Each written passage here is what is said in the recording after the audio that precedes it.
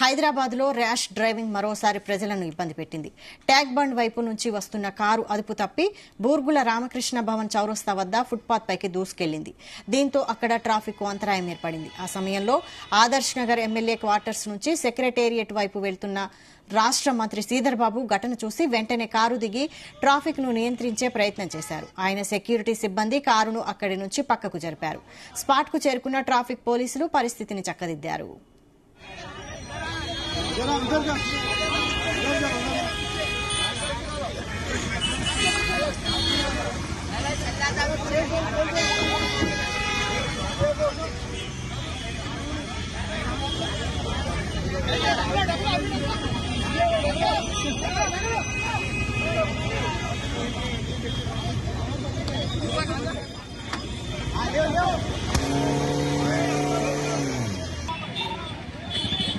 హైదరాబాద్లో rash driving మరోసారి ప్రజలను ఇబ్బంది పెట్టింది.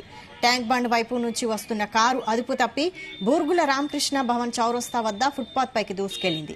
దీంతో అక్కడ ట్రాఫిక్ అంతరాయం ఏర్పడింది.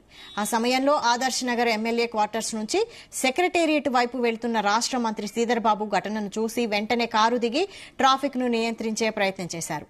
ఆయన సెక్యూరిటీ సిబ్బంది కారును అక్కడి నుంచి పక్కకు జరిపారు. స్పాట్ కు చేరుకున్న ట్రాఫిక్ పోలీసులు పరిస్థితిని చక్కదిద్దారు.